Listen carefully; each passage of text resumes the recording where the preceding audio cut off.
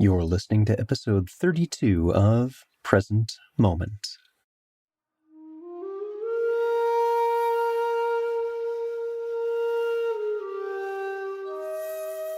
Welcome to Present Moment, Mindfulness, Practice, and Science.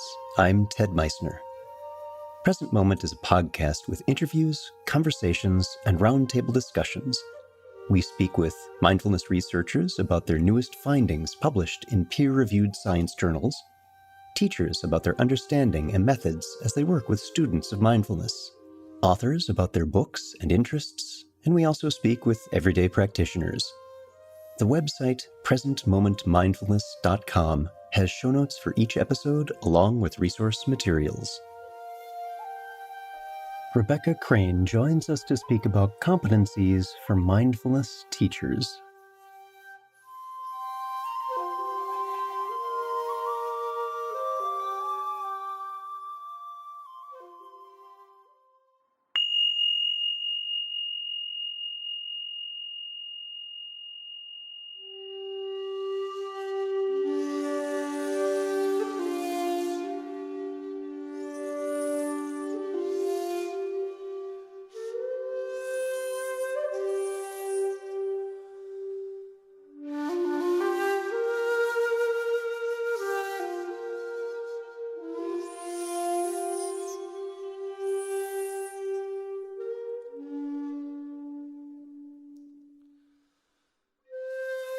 Mindfulness programs are very popular right now, building upon a decades-long foundation built by a very limited set of experienced teachers. These professionals have dedicated their lives to this particular discipline and the interconnected aspects of quality and integrity so critical to maintaining the high standards for program delivery. However, as time progresses and demand for mindfulness, any mindfulness, increases, so too does the risk of fidelity loss. Not everyone sincerely interested in helping others learn about contemplative practice are adequately experienced in teaching it, and their own practice may be insufficiently developed. And there may be those who simply start teaching without the best of intentions, simply interested in adding a new profit stream to their therapeutic vocation without having received training or direct engagement from an experienced teacher. Situations like these are becoming more common, and those interested in taking mindfulness courses have few options to ensure the teacher has any degree of competency. Fortunately, the first steps of developing what those competencies are, measurements for them, and mechanisms for assessments are well underway. Rebecca Crane directs the Center for Mindfulness Research and Practice and has played a leading role in the development of both the training and research sides of the center since it was founded in 2001. Prior to this, she worked for 15 years in the mental health field as an occupational therapist and an integrative counselor. Rebecca has had a personal interest in meditation for over 25 years, and a personal practice is an integral part of her life. She has received training in the use of mindfulness-based approaches through working with Mark Williams and colleagues from the early development of MBCT teaching, through to recent work on the Oxford Bangor University investigation of MBCT for people with recurrent depression and suicidality, through a 15-year and ongoing engagement with the teachers and MBSR training programs at the Center for Mindfulness in Massachusetts. Rebecca is a certified MBSR teacher with the Center for Mindfulness in Massachusetts and has written Mindfulness-Based Cognitive Therapy, Distinctive Features.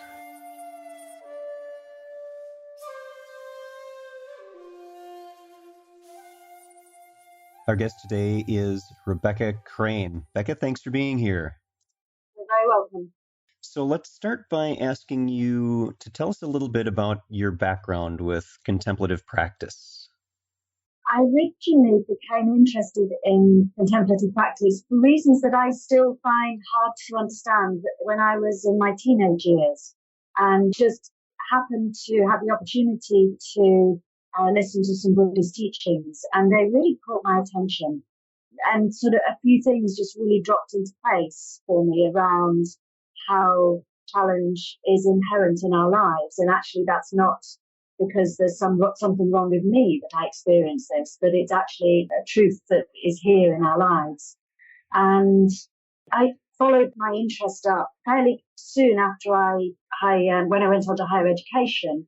I had the opportunity to attend meditation classes regularly, and really again felt very caught by this, and I followed up by going to Thailand after I graduated and spending time in a Buddhist temple in Thailand with a lay women's community, where I had periods of intensive retreat and some wonderful teachings, and came into close contact with some wonderful people. So it was a very inspiring time in my life. So it's been a thread for me from quite an early stage in my life.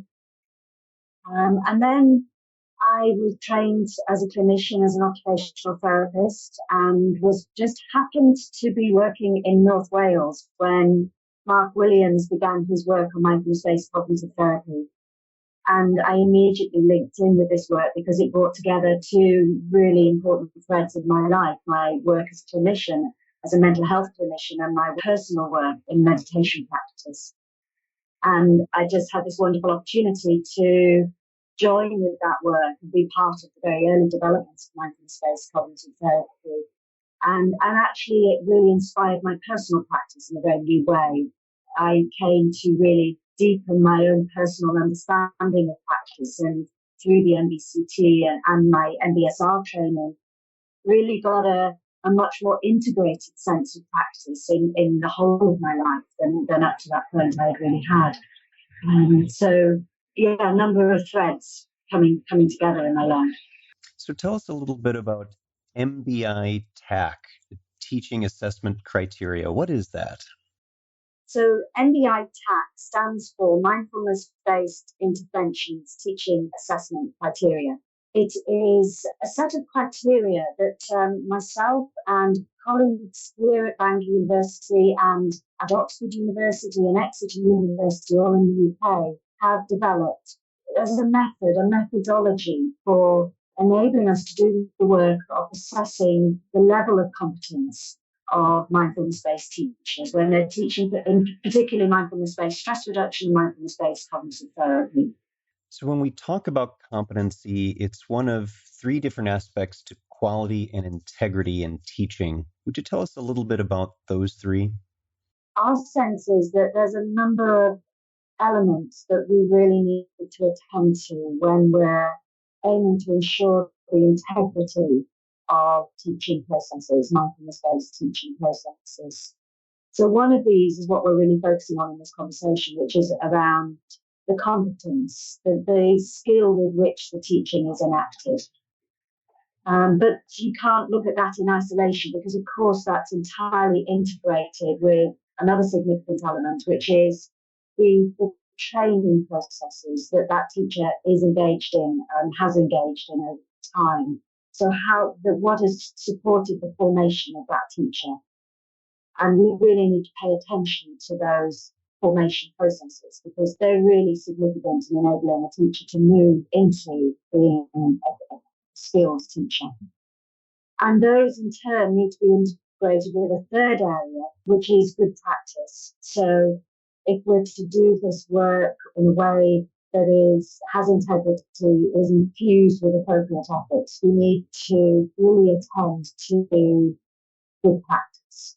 And here in the UK and also in the States, there's written guidance for mindfulness-based teachers on what good practice looks like in this context. And it covers a range of different things like ongoing attendance at retreats, like ensuring that you receive regular supervision for your work, like ensuring that you are working within an appropriate ethical framework. So a number of different areas that really ensure that the teacher in an ongoing way is attending to how they conduct themselves. So competence is one element in a number of different areas that we really need to look at around integrity. Yeah, I completely agree. And these other aspects, it's not any one of them that has ascendancy over the others. They're all part of an interrelated whole of ensuring that when people do attend mindfulness programming and have mindfulness-based interventions, that they're actually being helped as much as possible with the best teaching that's available. Absolutely. So there's a lot that's happening in the background, which isn't immediately visible in the class. There's a number of processes which need to be in place, which are supporting that teacher to show up in the classroom in a way that is skillful and does no harm, and the teacher's really working in the interest of well-being of everybody in the room. Becca, is that part of what led to your interests and the interest of your co-authors in the development of the teacher competencies? Yeah, there was a number of different elements and threads that led us in this direction. So I have been leading the Centre for Mindfulness Research and Practice at Bangor University since it was founded in around 2001.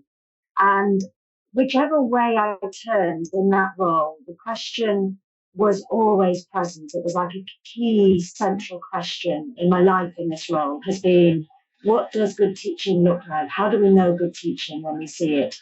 How do we even choose who teaches for our own centre? What are the ways in which we do that? What informs those decisions? And then very early on in the life of our centre, we started offering teacher training programs within the context of a master's postgraduate training program, as well as the usual academic assignments that are part of any master's program.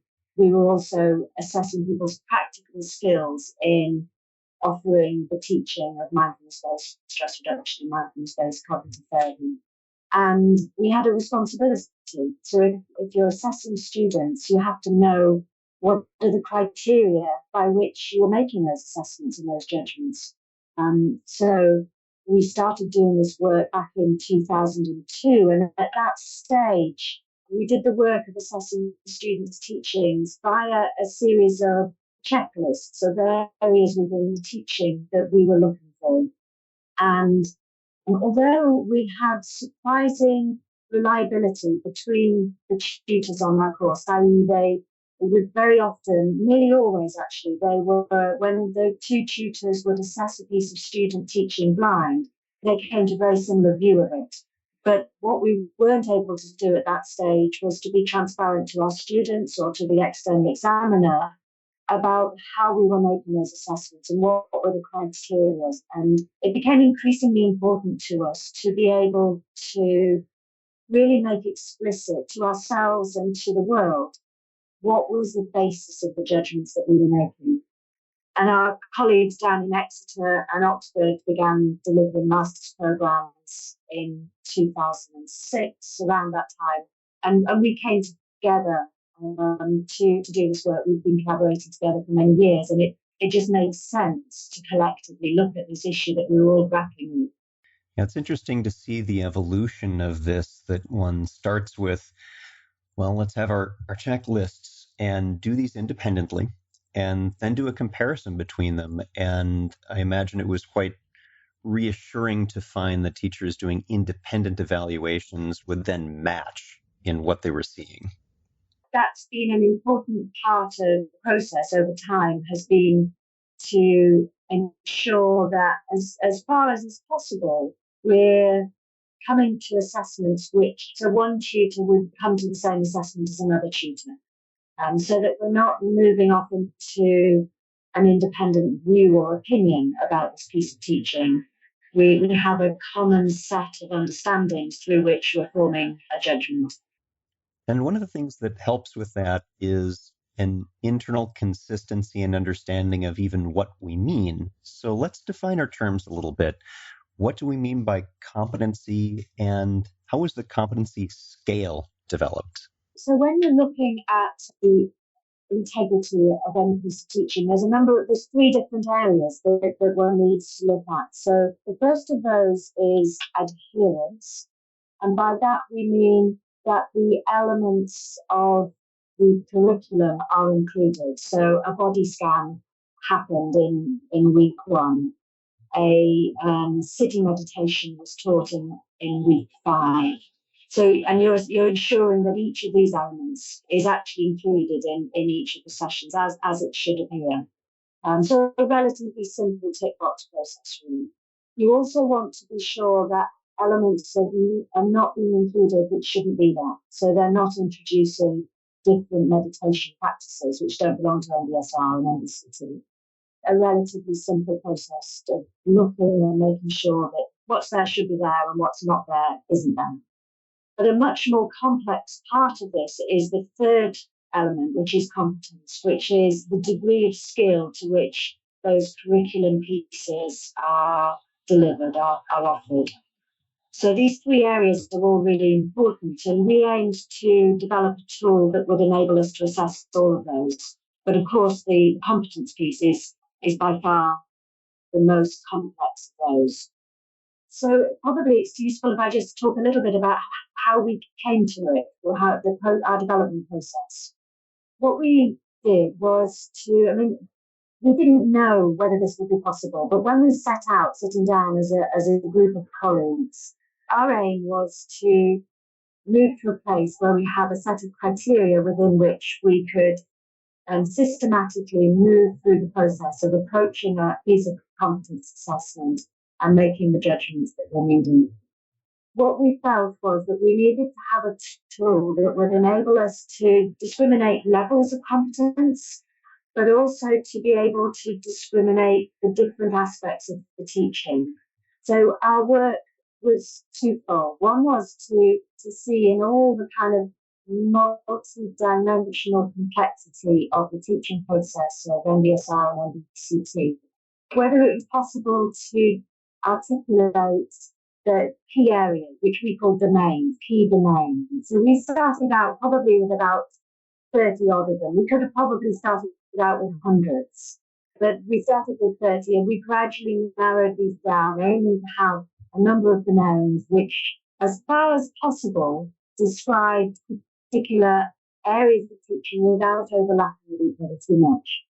We ended up with 6 domains of the teaching, and I can describe those to you in a little while, but so 6 different areas of the teaching process. Let's talk a little bit about those domains and what they are. So the domains that we arrived at, the first one is coverage, pacing, and organisation of the session curriculum. So this is where we do that work of assessing adherence and differentiation, of ensuring that the curriculum is as it should be. Everything's there that should be there, and things are not being included that shouldn't be there. But we're also assessing the degree of skill with which the teacher offers those. So how is the pacing of that? How is the teacher organised? Is the teacher being flexible and responsive, but also really true to the curriculum? So kind of how they're sitting with offering the curriculum. Domain 2 is relational skills. So this covers the particular form of relationship which we develop, we cultivate within mindfulness-based classes, how the teacher actually relates to participants in the class. So the level of authenticity that they bring to that relationship, the warmth they convey, the way in which they create an accepting space where participants can really be who they are. The third area, the third domain is embodiment of mindfulness practice. So this is the domain within which the teacher is really conveying mindfulness through their way of being, through their person. So that actually the way that they're inhabiting their own body and the way that they're responding to participants and the way that they're responding to themselves and to what's rising within the group, all of that is in itself a teaching of mindfulness practice. It's consistent with the attitudinal foundations of mindfulness practice. It's both calm and at ease, but also alert and vital. This was the most complex of all of the domains to find words to describe it. So we're really here talking about how the inner work of that teacher's mindfulness practice is made tangible in the classroom, can actually be seen in the classroom. in our research processes where we were really looking at how consistently teachers were using the criteria, this domain was the one that was high enough for us to have confidence in the tool, but actually it was the least high of all the domains. And in many ways that wasn't surprising to us because it's complex and subtle. Exactly. It's the infinite complexities of our human behavior moment by moment added on to how do we rate that as a domain of competency. So absolutely. Well, your expression of embodiment would be different from my expression of embodiment. Because in order for me to be embodied, I have to be Becca Crane. I have to be the person I am. So it's not like there is one way in which one can be embodied. It's a very personal discovery of authenticity, of being the person that you are. And yet, exactly as you state, you must be yourself. And how one does that expresses the unique manifestation of an embodied awareness, an embodied mindfulness, while still having that essence of mindfulness. So that's the first three. We have three more domains. What are those? So domain 4 is guiding mindfulness practices. So this is the only domain that is an actual curriculum element within the course. All of the others are processes that are actually happening all the time. But this one felt really important to include as a domain in its own right because of the real significance of ensuring that the practices are taught in particular ways, in skillful ways. So this domain really covers the way in which the practices are guided. Domain 5 is conveying course themes through interactive inquiry and didactic teaching. So this is a large domain. So this is whenever the teacher is not guiding mindfulness practices, they're always in some way in conversation with the group. And sometimes that is through dialogue, inquiry around experiences of meditation practice. Sometimes that's a piece of didactic teaching about stress physiology. Other times it's including a story or a poem. So different ways in which this is happening, but the skill with which that's happening is really attended to in this domain. And then domain 6, the last domain, is holding the group learning environment. So this is very much about the container of the group, of the class, and the way in which the teacher attends to that container, ensures that there is an environment that is both safe and challenging, ensuring that the group is really attended to in the beginning stages, really setting in place boundaries around attendance and all the different things that are needed to ensure that there's a clarity about the ground rules of this space, but then also really ensuring that there's an open space within which the work can happen. And that there's this sense of common humanity, because that's, that we don't do this work in groups for random reasons. There's a way in which the group process is really important to enable us to really come to a new understanding of how the processes we're talking about are not personal, that this is about being human, and how the teacher really facilitates that move from personal understanding into universal understanding is really attended to in this domain. So these are then interwoven with competency levels.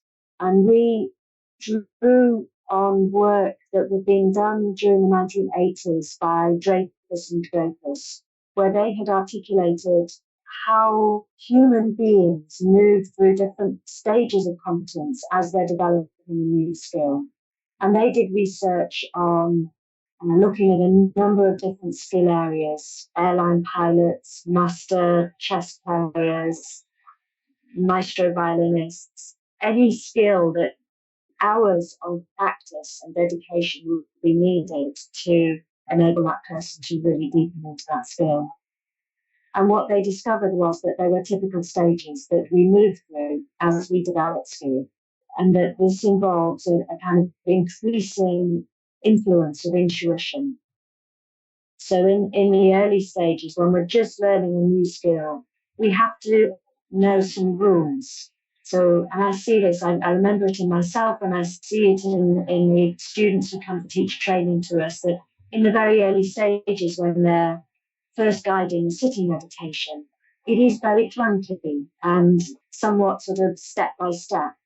So they need to remember the stages. Oh yeah, I need to attend to posture first, and then we move to breath and then body, and then we widen out to hearing. So they have to kind of remember these stages, but they also have in mind a number of phrases that they need to remember to keep attending to how the mind wanders and give them guidance around that. So there's a number of kind of things that they're holding in their cognitive attention in order to guide that practice. But as they develop skills, this just becomes part of them. They just intuitively develop a deep implicit understanding of the practice that comes from within them. And it becomes more fluid, and they're able more and more to give over their attention and resources to just being present in their own body with their own experiences as they guide the group. So we move through these stages, and in the competence scale, we call these beginner, advanced beginner, competent, proficient, and then advanced.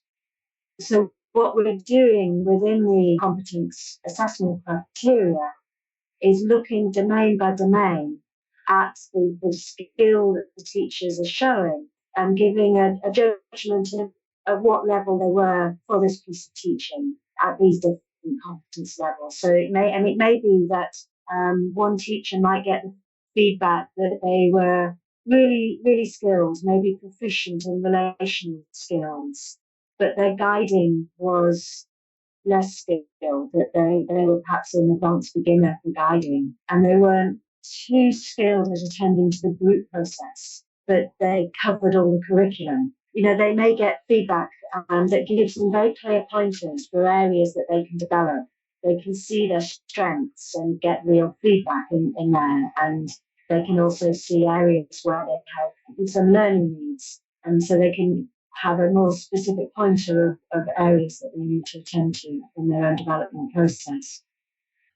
And I like the way that this is an encouragement and positive development for the teacher themselves. And it's a little different than teaching a skill like mathematics or something that's fact-based. It's a memorization of facts and application of processes. This is a little bit different because this is so embedded in one's moment by moment action. And it's very, very difficult to, as you said, there is a progress along this path. And in a different discipline, when one has memorized the formula, that's it. You're good. You're done. With this, it's not. The nuanced application and subtlety as one grows takes time itself to develop and unfold and flourish into a fully integrated embodiment of the practice. Absolutely. Yeah, and I love the way that you say that, and I do think that that gives all of us, and particularly very new training teachers, a lot of encouragement, because really what we need to do is to just do it. We just need to expose ourselves again and again to the work of being with ourselves and our students and teaching, because it's through that that we come to really inhabit this work. So there's a natural growth. It's almost like you couldn't help yourself growing in competency if you really keep putting yourself in the mix and you keep attending to your training and you keep attending to your good practice. These skills will naturally flourish. So there's a set of domains that you and your colleagues have developed over years. And within those domains, there are specific competencies and there's a scale of those. So let's talk about one more aspect of this, what the methodologies are for assessment when one is doing a review of, so where does a particular teacher sit and what are some areas for them to work on and what are other areas that they're doing very well? Right. So one of the really important things to underline is that when we're making assessments, we're really basing that on what is possible for us to see and hear and sense when we're participating in the piece of teaching. So we're not doing interpretation. We're not kind of trying to second guess what the teacher was thinking about in that moment or what might be going on for them inside. We're really basing it on the direct evidence of the teaching itself, either through viewing a DVD or through being a direct participant in the class itself. The process that we engage in is to, first of all, be a participant. So whether we're reviewing via DVD or by being present in the class, we just be a participant. So if there's a practice being guided, be a participant in that practice. We allow ourselves to be guided. And if there's an inquiry, we're a participant in the inquiry. And from that place, when the piece of teaching has finished, we then step out of being participant and we come to a global sense of how this teaching landed with us. In the early pages of the MBI TAC, there's some definitions of what overall competence looks like at each of the different levels of competence. So, for example, at an advanced beginner level, at a very basic level, this teaching is fit for practice, but it's very likely that there were a number of glitches or inconsistencies. There would be opportunities for learning, but they're not really always followed through with. Whereas at proficient level, there's very few inconsistencies in the teaching. They're really flowing with the teaching. There's evidence of very good ability, very minor problems and inconsistencies. So we come to a sense of where this teacher is in a very overall way. And then we go narrow angle and we look at the teaching domain by domain. So we then consider the first domain, which is coverage of the session curriculum. And there's a number of key features within each domain. And we look at each of these key features and we form a judgment of how that teacher was undertaking the work of that key feature. So, for example, in that domain, in the coverage of session curriculum, one of the first key feature is adherence to the form of the program. So here we're really checking that the curriculum was in place as it should have been. The second key feature is the level of responsiveness and flexibility in adhering to the session curriculum. So we're really making a judgment about how the teacher was moving in response to what was emerging in the classroom and how they were balancing the tension between staying with the curriculum but really responding to what's immediately arising in the room. The third domain is the appropriateness of the themes and the content to the stage of the program and to the participants. So we're really attending to the sorts of themes that the teacher was connecting to within the teaching. So, like if this was session one, it would, for example, be quite likely to be inappropriate to go really into depth on how to be with intense sensations. In session one, we might be working in a different way of encouraging students in the class to notice and be attentive to the arising of intense sensations, but then to take the predominant focus back within the body scan to wherever it is that the guidance is at. The fourth one is level of organisation of the teaching of the room and the materials. So there's a number of key features that we move through, and we're looking at which level within the competence framework the teacher is demonstrating skill, and there's guidance within the MBI TAC on how we do that: advanced, beginner, competent, proficient, and advanced levels. There's descriptors that give some guidance on that, and there's also notes that unpack each of those key features.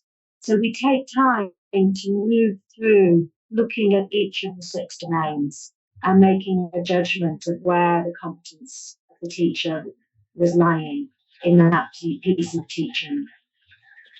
And then at the end of that, we pause and we step out and we look at the competence assessments that we've arrived at within each of those individual domains and see how they compare to the global assessment that we've made. When we're making assessments, it's possible to get a bit lost, either when in a kind of very broad angles, some sense of teaching as a whole, or sometimes we can get lost in the minutiae of the detail. What can often happen is that overall people have a very good sense of the teaching, but when they go into the domains, the assessor's critical mind can really come to the fore, and they actually take the competence level down further than probably is deserved given the overall sense of the teaching. So we're looking for discrepancies between the global score and the individual scores. And if there is a discrepancy, for the assessor to then go back and if it's a DVD, to review it again and to check the validity of their assessments based on the direct evidence. So we're then coming gradually towards a profile of that student's competence level, as well as the actual score for each of the competence levels. We're also writing qualitative commentary feedback to the student on area strengths and learning needs.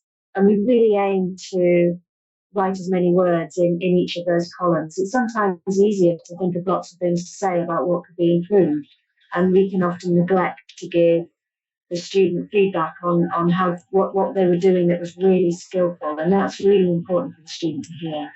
We're aiming to balance those two aspects of feedback.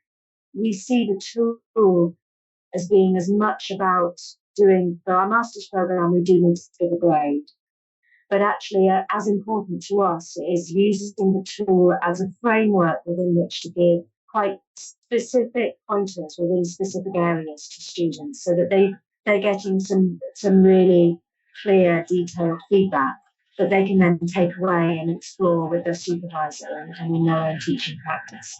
So, what are some of the common challenges you run into with MBI teacher competencies? Things like perceiving these as techniques. What are some of the other challenges you run into? Well, there are a number of challenges. I mean, the one that immediately leapt to my mind when you said that was how much time it takes to do this well. So that is a real challenge for us in terms of the stage that that we're at with wanting to really put energy into growing skilled teachers who can take this work forward at a time when there's huge demand to be doing this work and to be actually growing more teachers than we possibly have capacity to do. We've taken the view that it's really important to do this. So it's a work that we can't duck. Many students give us feedback on how invaluable it is for them to be assessed in this way, challenging though it is. It's really vulnerable making to put oneself forward for a scrutiny in this sort of way.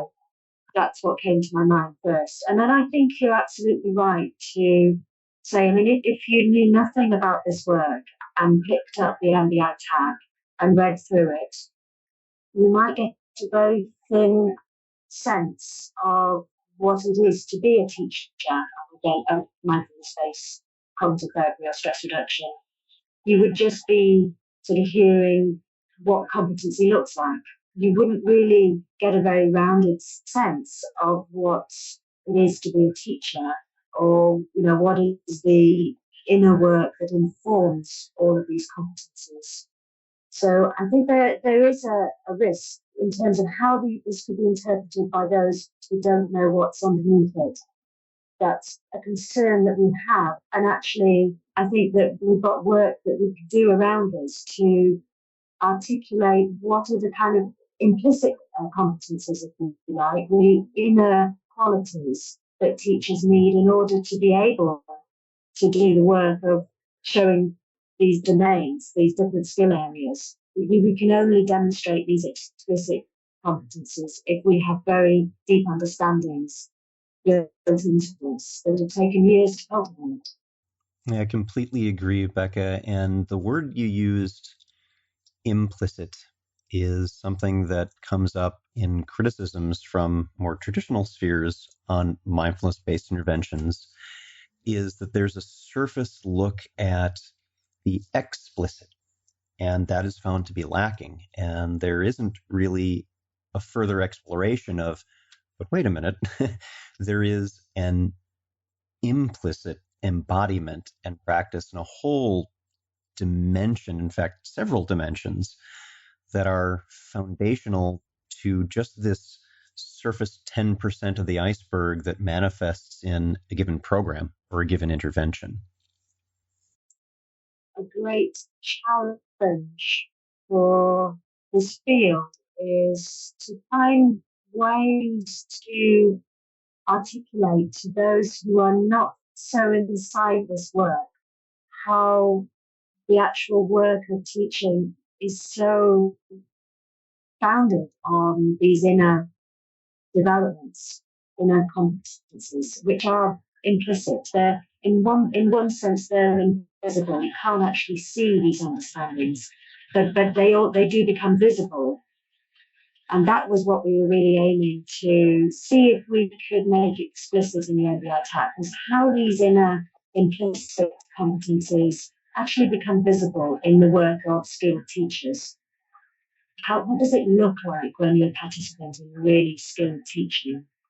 So I do think there's many challenges that we have around how we present this work, and more important to keep working that edge. In many ways, I see my job as kind of building bridges between the world of mindfulness-based teaching, and I'm talking to you, and I really have a sense that you're on the same wavelength. You're really hearing and understanding what I'm describing.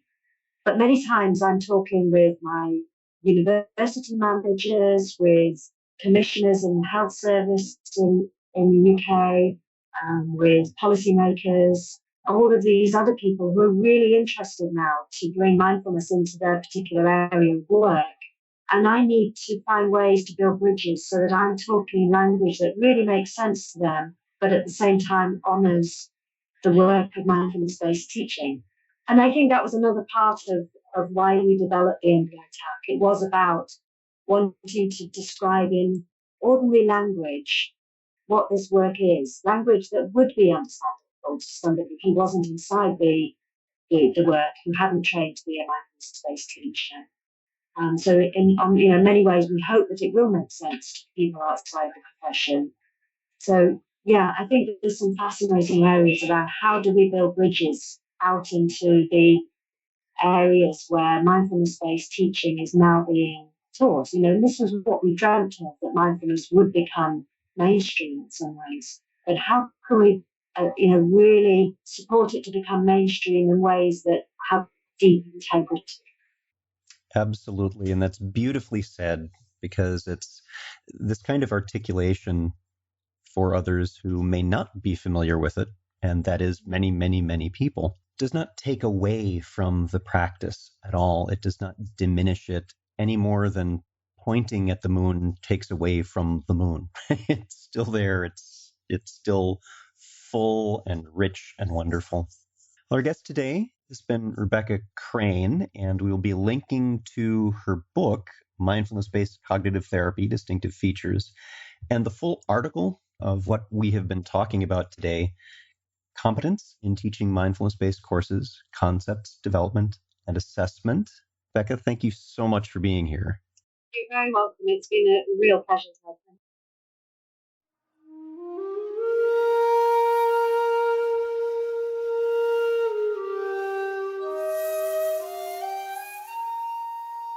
Thanks for listening. If you'd like to hear more about something you've heard in today's podcast, please come visit the website at presentmomentmindfulness.com. You'll find an entire webpage devoted to this and every episode. You can comment on the episode page and find show notes and other helpful resources for your mindfulness practice. The shakuhachi music heard on Present Moment is used by permission and through the generosity of musician Rodrigo Rodriguez. His website is linked on the Present Moment website on the About Podcast Music page. Sound editing, mixing, and mastering provided by the generosity of Anthony Dominello of StructureFromSound.com. Until next time, remember, every moment you have a choice. Make it the best you can. See you next time on Present Moment.